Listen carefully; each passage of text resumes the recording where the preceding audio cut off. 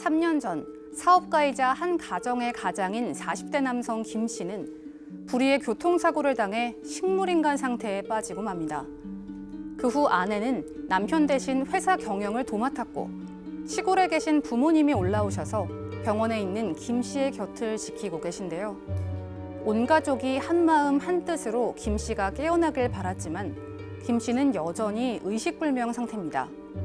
그런데 얼마 전 김 씨의 어머니는 며느리가 다른 남성과 팔짱을 끼고 다니는 모습을 목격했는데요. 생각해보니 언젠가부터 며느리는 아들이 있는 병원에 서서히 발길을 끊었고 근래 들어선 자신의 연락도 잘 받지 않았습니다. 김 씨의 어머니는 아픈 아들은 나몰라라 하고 밖으로만 도는 며느리가 못마땅한데요. 김 씨의 어머니는 식물인간 상태인 아들을 대신해 며느리에게 이혼 청구를 할 수 있을까요? 오늘 이 사건 상담실에서는 교통사고로 식물인간이 된 40대 아들을 3년 넘게 간호하는 70대 어머니의 사연입니다. 네. 이제 어머니는 아픈 아들 때문에 시골에서 올라오셨다고 해요. 40대 아들 부부 결혼 13년 차고요. 초등학생 자식들 2명을 키우고 있습니다. 탄탄한 중소기업을 운영하고 있었는데요. 그 70대 어머니 노부부한테는 좀 자랑스러운 아들이었습니다. 근데요, 3년 전에 퇴근길에 교통사고를 당하면서 여러 차례 대수술을 했지만 목숨은 건졌지만 식물인간 상태에 빠졌고요. 네. 이 가족들이 슬픔에 빠져서 결국 아이들도 돌봐야 되기 때문에 이 70대 어머니하고 부모님은 서울로 이 집으로 올라오고 이 아내는 남편 대신해서 회사를 운영하게 됩니다. 70대 어머니가 저렇게 아들만의 사고로 식물인간이 됐다고 하면 하늘이 무너져 내렸을 거예요. 근데 그러니까 모든 일 제쳐놓고 서울로 와서 아들 이제 병간호를 했는데 이제 회사가 상당히 걱정했는데 그래도 네. 그 회사를 아내가 운영을 해왔나 보죠? 아내가 없었으면 이 회사는 그 위기를 넘기지 못했을 것 같습니다. 왜 그러냐면요.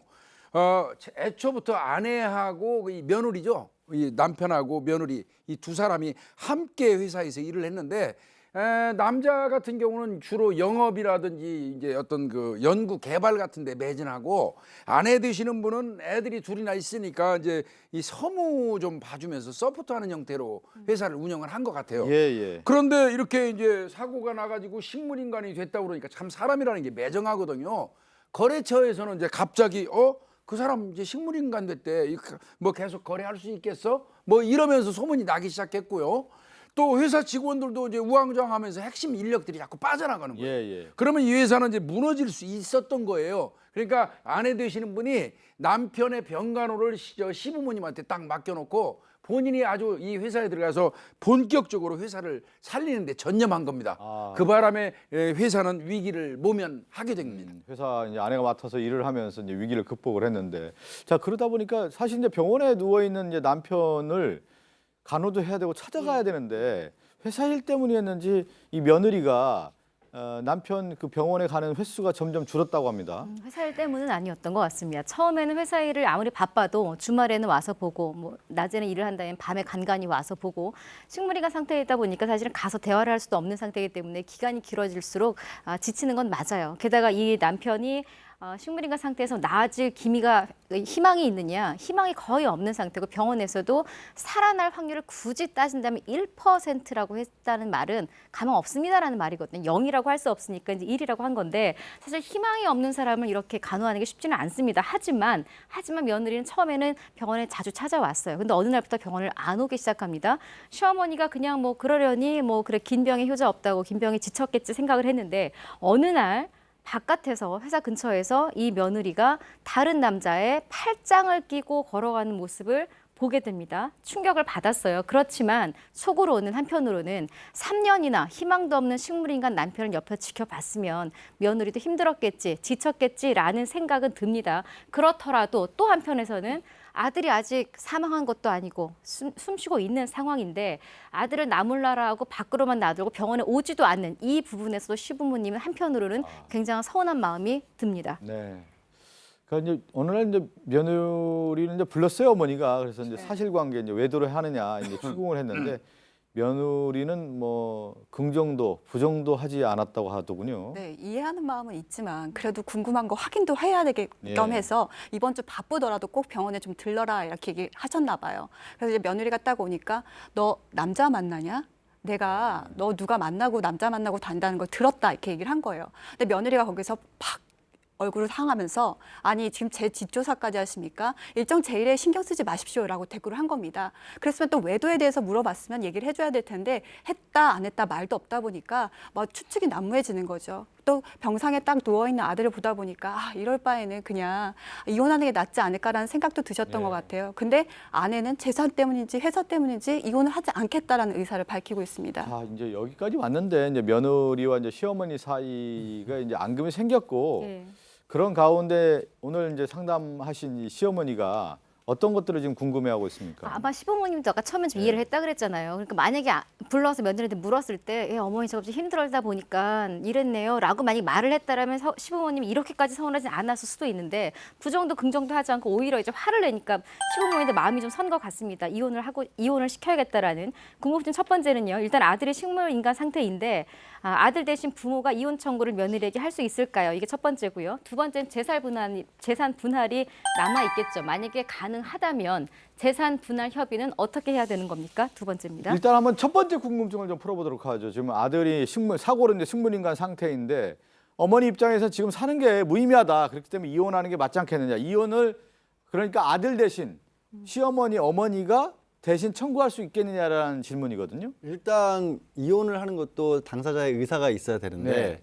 첫 번째가 이 아들은 지금 의사가 없지 않습니까? 근데 그럴 때 이제 특별 대리인을 선임을 해서 아들이 하고 있는 이혼뿐만 아니라 모든 법률 행위를 대신해 줄 수가 있어요. 이렇게 생각해 보시면 어떨까요? 만약에 누군가가 식물인간이 돼서 정말 누워 있어요. 그런데 실제 배우자가 이 사례가 그렇다는 게 아니라 실제 배우자가 연락도 안 닿아요. 근데 법률적으로 뭔가 중요한 수술을 한다거나 뭔가 다른 일을 치를 때 배우자가 있으면 그 사람 동의를 받아야 되는 경우가 그렇죠. 굉장히 많죠. 네. 근데 연락도 안 하고 만약에 나가버리면 어쨌든 그럴 때 정리를 법적으로 해줘야 될 거 아닙니까? 그렇기 때문에 그런 상황일 때는 친족이라든가 부모가 대신 특별 대리인이 돼서 할 수도 있다라고 우리 법원이 밝히고 있습니다. 네. 모든 재산상 민법상 재산상행위는 대리인을 선임할 수가 있습니다. 그렇지만 가족법상 행위입니다. 특히 이혼은 그 사람의 진지한 의사에 기반해서 해야 되기 때문에 대리인을 통해서 이혼을 하기는 어려운데 이게 예외적인 경우죠. 식물 인간이라면 우리가 소위 말하는 피성년 후견인이라고 봅니다. 예전에는 금치산자로 표현했는데요. 스스로 질병 이런 것 때문에 스스로 의사결정을 할 수 없는 사람 이런 경우는 특별한 후견인을 두고 특별한 대리인을 둔 다음에 어떤 사유가 맞다 그러면 이 사람을 통해서 재판상 이혼을 진행할 수가 있고 판례가 있습니다. 그러니까 오늘 저희가 상담해 주신 분에게는 그러니까 시어머니가 대신 아들을 대신해서 이혼 청구를 할 수 있다. 그게 가능하다. 지금 그 얘기인데 그러면 며느리는 지금 이혼을 하고 마음이 없다는 거 아니에요?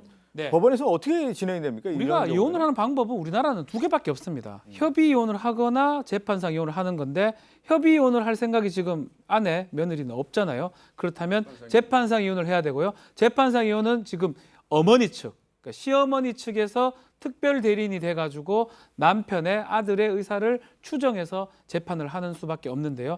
지금 좀 눈에 띄는 부분이 팔짱 끼고 이렇게 갔던 부분, 이 부분이 조금 눈에 띕니다. 이혼 사유라고 하죠.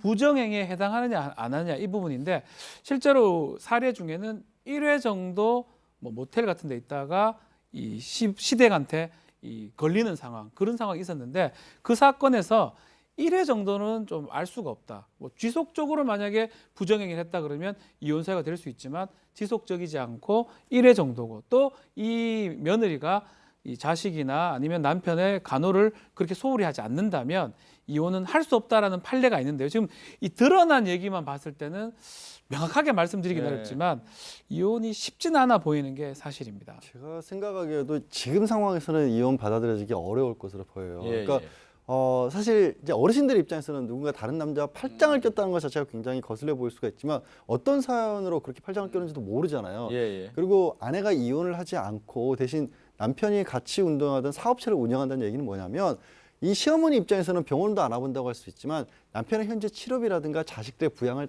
아내가 다 전적으로 책임지고 있다는 얘기거든요. 그러네요. 그러니까 식물인간 상태에 놓여 있다라면 간호라는 게 사실은 크게 의미는 없어요. 그러니까 예. 와서 들여다본다는 게 큰 의미는 없잖아요. 그래서 아내 같은 경우 그랬을 수도 있거든요. 제가 예. 단정 짓는 건 아닙니다만 그래서 지금 상태, 여태까지 나온 것만으로 받아들여지긴 어려워 보입니다. 저는 이제 오늘 뭐 상담하신 분의 생각을 좀 읽고 질문을 좀 드리고 싶은 건 그러면 이제 부부관계라는 게 의미가 없지 않느냐. 그러면 여기서 정리를 해주는 게 맞다라고 시어머니가 좀 생각한 것 같아요. 신뢰도 좀 깨진 상태에서.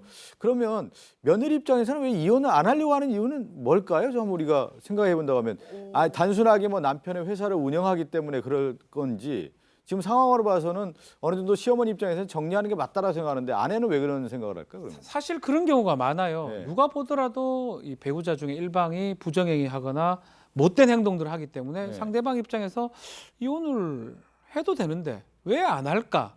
유책 배우자의 이혼 청구라고 예. 얘기하잖아요. 그런 얘기를 이제 상담이나 이런 것들을 들어보면 뭐 여러 가지 얘기들이 있습니다. 그러니까 자식 얘기도 할 뿐더러 뭐 어떤 가정을 지켜야 되겠다. 이 배우자 상대에 대한 어떤 원망보다는 가정을 지키는 게 더 필요하다.